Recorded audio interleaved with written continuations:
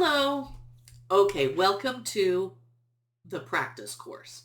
In this course, we're going through some of the things that are in this book. It's called Practice Revolution. That's where it got its name. However, this very first assignment isn't from the Practice Revolution. It's just from my own experience. We're going to start there. But you can get this book on Amazon. It's by Philip Johnston.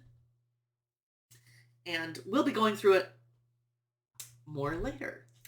But first of all, let me talk about why are we having a practice course? Why do we talk about practicing so much? It seemed like when I was taking lessons, I didn't start lessons till I was 9 years old, but from the time I was 9, 10, 11, practice, practice, practice. My mom made me practice. My teacher was always talking about practicing. Are you getting enough practicing? And I know that it seems like that's the hardest part about piano lessons is the practicing. But why are we learning to play the piano? Why are we in lessons? Well, we're here at our skills and we want to get here. If some kids, they don't care if they get there. Their parents want them to get there. Somebody wants you to get up here. But for you, what would be really fun about piano? Sitting down and just by yourself, just being able to play things. Maybe something comes up that you hear on the radio and you can figure it out. Or you can order some music for something and you can sit the sheet music down and be able to play through it fairly well. Or for holidays that come up, you can play the music that goes along with that. Some people really like showing off for others, playing for friends and for party situations and family gatherings to play. Sometimes people get good enough that they can play for weddings and parties and get paid for that. And that's really fun. You just have a big binder of music that you can play well, and you get to go and play just in the background. I've done all those things, and they're all really fun. And there's a lot of benefits for getting better. The worst thing that could happen, I think, is to be in piano lessons here and end up a couple years later and only be here still. You didn't get anything out of it. So the way that you make progress, which makes piano lessons a lot more fun, is to be a good practicer.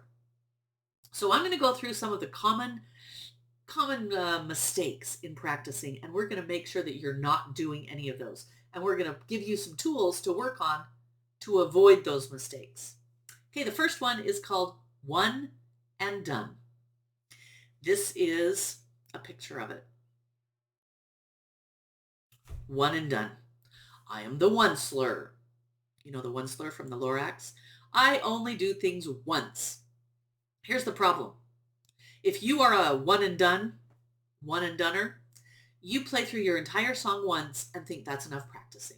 The thought of having to do it again and again is just inconceivable. That's too much work. One was enough. Okay, the solution for this, we're going to go the complete opposite.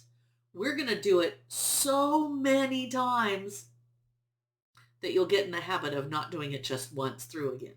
All right, but we're not going to do your whole song because I don't want to overwhelm you. We're just going to get a feel for this habit. Get yourself used to the feeling of repetition. Each day you practice this week, choose one small section. That's only 2 measures or 4 measures. And you're going to do that section 50 times. You heard me right, 50 times. If it were me, I would choose the hardest section because you're going to get really good at that section. Now, here in the assignment is a printout. Print this out, at least 5 of them, 5 of these pages, because every day when you choose your one little section, you're going to check off. Here's day 1. You can put a check mark there, or you can write the number 2, 3, 4, 5. Color these in, or however you want to track it. But all day, and then when you color in this last one, there's 50. All right. Every day we'll choose a different section. So you don't have to do those same 2 measures every day 50 times. You do one section today 50 times, choose a new section tomorrow and do that 50 times. And then the rest of your practicing, you can do the same. Now let me tell you about a couple of different students that I had that I could tell this is how they practiced. One student, every lesson she'd come to, we had to just keep practicing this. She was no better. We would have to keep going over her same assignments. And finally, we would both just get so sick of those assignments, we'd move on to the next ones. And she wasn't really any better at playing them than she was when I first assigned it. And we'd spend like 2 months at her lesson working on those assignments. So I think as a student, she was very frustrated because she wasn't sounding very good. And as a teacher, I'm going to be patient and meet her where she is, but it was frustrating knowing that she didn't put in any effort. Later, when she was older and we got to talking, she admitted when she was a kid, because she didn't take from me anymore when she was older, but I was friends with her family, so I got to talk to her. She said that she would line up on the piano all her books in a row, all her assignments, and she would just play straight through, do, do, do, do, do, do, do, do, do, and that was how she practiced. I could tell.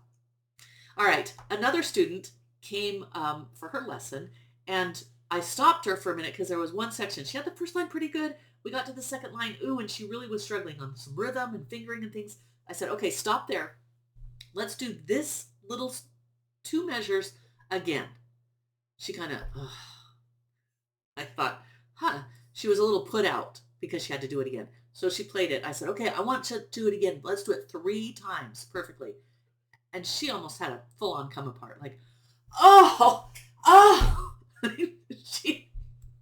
She just acted like I was pulling teeth. I could tell that at home, she did not play things more than once. So those were the clues. Not only did I have the first student confess and the second student the way she overreacted, but I could tell from their practicing they weren't doing it right. So I want you to get really good when you practice. Let's not waste your time. If you have to practice, you might as well get good instead of practice and sit there at the piano and never get any better. So choose one small section over and over and over 50 times.